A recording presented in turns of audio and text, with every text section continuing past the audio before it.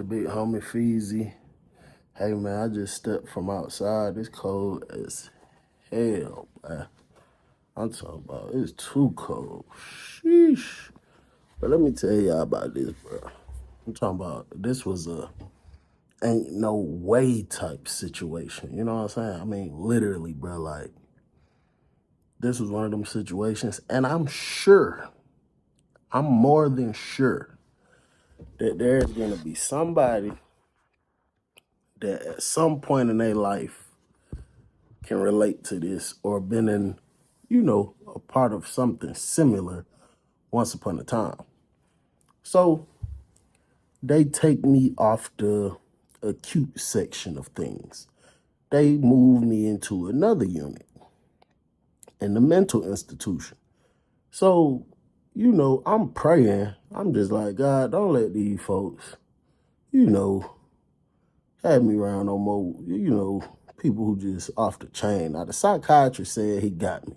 He said he was going to put me around some people that, was in there for depression issues and, maybe was having some crazy type of thoughts or stuff like that. So I'm like, okay, maybe this going to be a little better than the one I just left. So they take me to the new one. And when I walk down the hallway, like when they escorted me in, you feel me? I see a little snow bunny. You know what I'm saying? Got these little, little tight jeans on, little thing poking, what I'm saying? Looking normal, long blonde hair. She look up at me, hi. I'm like, hi, how you doing? She's like, I'm okay, how are you? What's your name? You know what I'm saying? So I'm like, okay, this unit might be a little better right here. You know what I'm saying? I mean, I ain't trying to shoot no shots at the snow bunny and nothing, you know what I'm saying? Because at the end of the day, I got to remember where I'm at.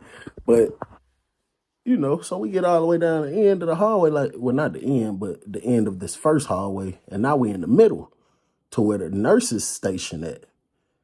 And I look over into the day room area, everybody's sitting there. But these folk look straight, you know what I'm saying? You got a mixture, bro. You got old bald guys, young Caucasians, old white ladies, dudes in wheelchairs, but they all look, they all look totally different from that other unit. And then it's this light-skinned girl sitting down on the phone. Oh, so I ain't tell y'all about where the phones was at and how the phones work. I'm gonna get to that. So when you right here in front of the nurse station, it's a phone right here on the wall. It's a chair right here where you sit in to talk on the phone. It's a phone on this wall, a chair you sit in to talk on it. And then on the other side of the nurse station, it's a phone and a chair. So this light-skinned girl, she got these little twist things, like these big puff twist things in her head. She's sitting right here on the phone. So you feel me? She look at me. I look back at her, you know what I'm saying?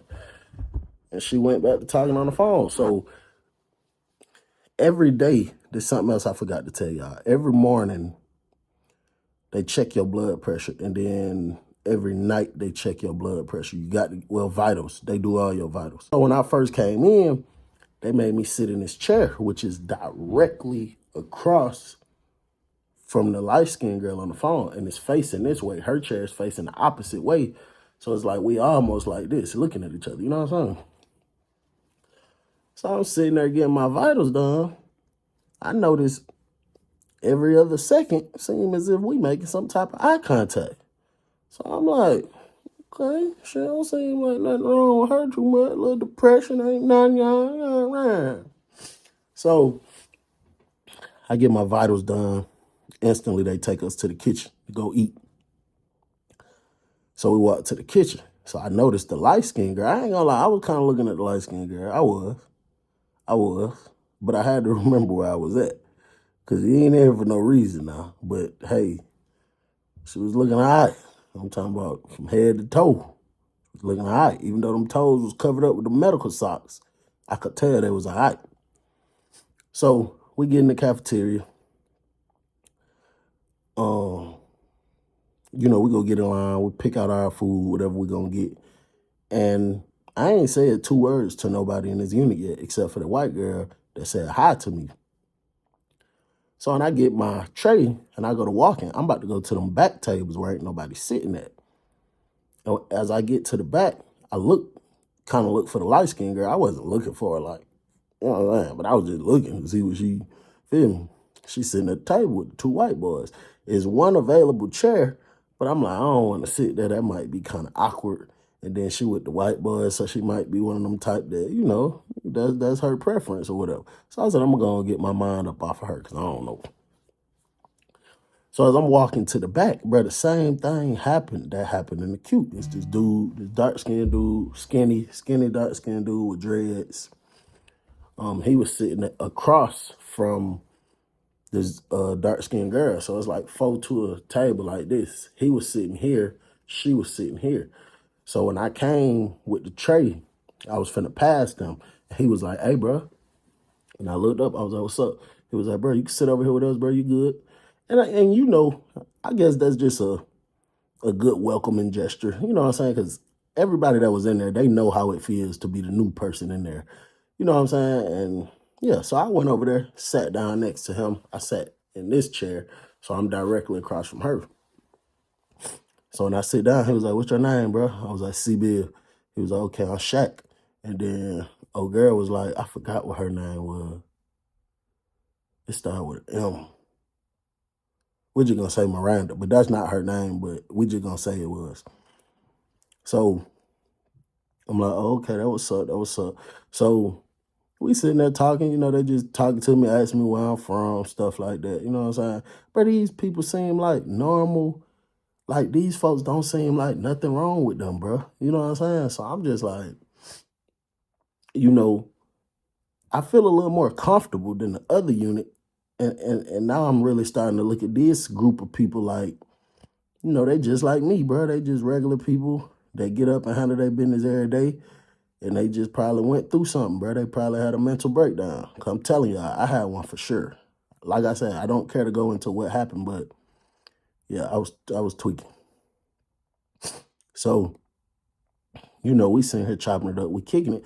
So now it became a thing where everything we do, I'm with Shaq and Miranda. You know what I'm saying? Because now I ain't gonna say I just got comfortable, but there was some form of comfort because they stopped me and talked to me first.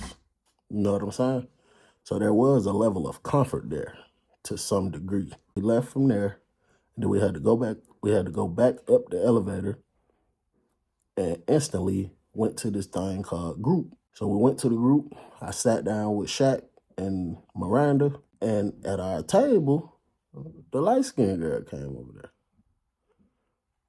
So I was looking around for the 2 white boys that she was sitting with originally, and they was at the table with 2 other white boys. So I'm like, yeah, they done kicked her ass out the club. Now she got to come over here.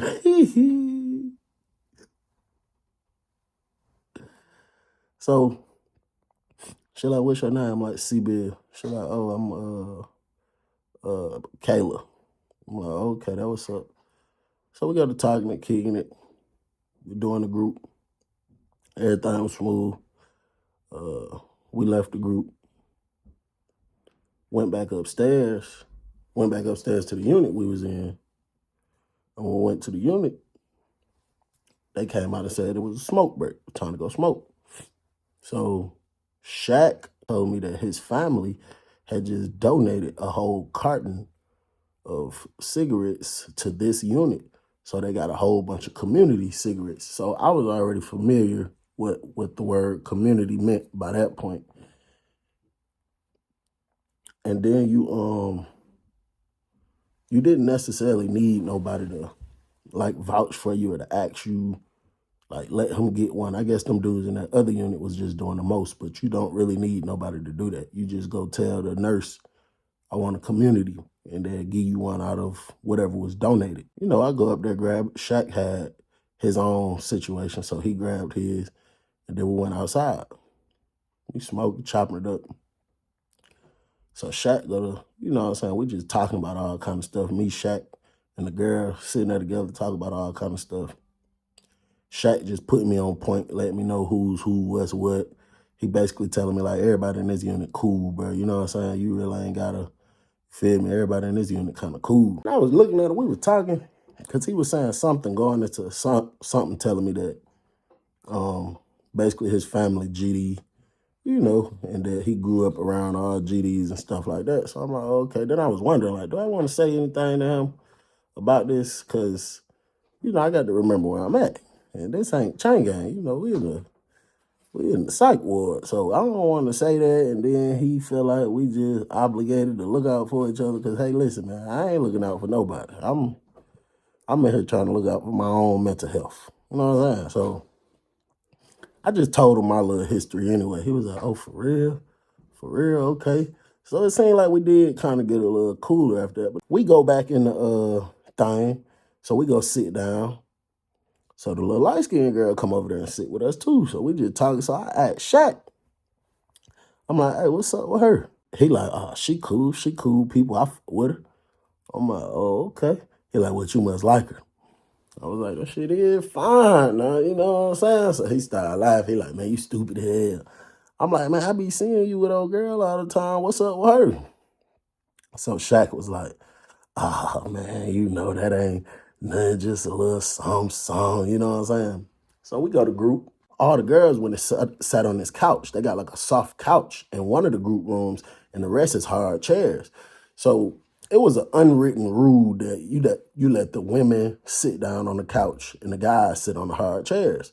So Shaq sitting next to me on the hard chairs, the girls over there. So the dude in the group, and his ass had to be kind of freaky, because he was asking us questions, and whoever get it right get a piece of candy. So it's on some stuff like he might say, how heavy is the heaviest elephant in the world? And whoever get it or get the closest to it wins a piece of candy. So he asking all kind of questions. What's the longest snake in the world? What's the heaviest hippo in the world? And then this man said, I ain't gonna say the word, but y'all know what I'm talking about. What's the longest in the world measured in inches? So I raised my hand up. So he called on me. So I said, 15 inches. So the girl, the light-skinned girl, was sitting on the couch, but my chair was directly next to that part, and Shaq was sitting to my right. So Shaq raised his hand. He was like, 17 inches. So the light-skinned girl raised her hand. She said, oh, I know everything about this area. I know all about this. Ain't nobody finna beat me in this. So I'm like, oh, she a freak. She got the grave on it. The dude called on the light-skinned girl. So she was like, 14 inches. And then he let everybody say what they was going to say. And then the light-skinned girl won. He gave her the piece of candy. He said the longest penis ever to be recorded is 13.8. So I was telling him, like, bro, they got stuff on the hub saying 15, 16. He like, that's fake. He like, that's fake, or it ain't never been recorded. He said the longest ever been recorded is 13.8. So she get the candy. She like, yeah, I know about this. I know all about this area. You know what I'm saying? So I'm like, okay. Then she made another remark and gonna say, she sure do sound nice right now, 13.8. I was just like, damn. I get nervous. Shaq go to talking to me like, she talking about 13.8 sound good. Man, I be hitting my bitch with 6, 7 on a good day, and she be everywhere, you know what I'm saying? Like, she be having a good time, like, man. So Shaq was like, bro, one thing about it, bro, you don't need no 13, 14, 12. You don't need all that, bro. You know what you're doing, and you got a good 6 sound. He was like, I ain't gonna lie, I hit my bitch with 6, and then, you know, 7 on a good day. So when he said 6, but 7 on a good day, the only thing that I can think of is 6 on a normal day, and I hope y'all following me, because I'm not finna go in deep details, but 6 on a normal day, but then 7 when you just super excited and the blood just rushing, you know, it might give you an extra little. And so that's how I interpreted it. So we leave out the group, we go back in there, and you know, we kind of wind down, we go eat one more time, And then they let us wind down. I think they give us about an hour and a half, maybe 2 hours at the end of the night, just to freestyle. You can go in your room if you want to. You can pretty much do whatever you want to. So I'm sitting up for a while. I'm just looking at the TV. I really was trying to tire myself out. I'm looking at the TV. And then I look at the clock. It's like 9:55. We got to go in the room by 10. I decide I'm just about to call it a night. You know what I'm saying? I'm just about to go in the room. Now, the nurses right here, when I get up and walk over here, I see the girl, I see the dark-skinned girl that always be with Shaq walking from the right side of the hallway all the way over here to the left. But I'm thinking they're going to say something to her because what is you doing on this side? And everybody finna have to be in their room, but they didn't say nothing to her. So the nurses ain't paying no attention to nothing for real. I noticed this as I got up there by the nurse station. All their heads down, they like this. And ain't but about 3 of them, they doing paperwork, filling out paperwork. So when I get closer to the middle part, she like, all right, bro, good night, have a good night. I'm like, all right, for sure. Bro, when I look over, I see Shaq. The man head is sticking out the door. I just see the dreads hanging, sticking out the door. And when he looked out and looked down the hallway, he hurried up and pulled his head back in the door. So I'm walking to my room. I'm not really paying no girl no attention. But it would be kind of interesting if I see you walk in Shaq's room because this was y'all doing in the mental institution. I'm not saying I'm interested in it or nothing because, I got to remember where I'm at. But, bruh, as I get to my door, the girl's still walking. Then she looked back twice. I know she trying to see if one of these nurses looking or probably trying to see if I'm looking. So every time I saw her looking back, I just had my head straight. I was just looking at her out my peripherals. Bro, she walked straight in Shaq's room. I said, ain't no way. Shaq in the carpet jacks. You got to watch part 2 to see what happened next. I can't believe Shaq was in the mental. I guess Shaq ain't remember where he was at.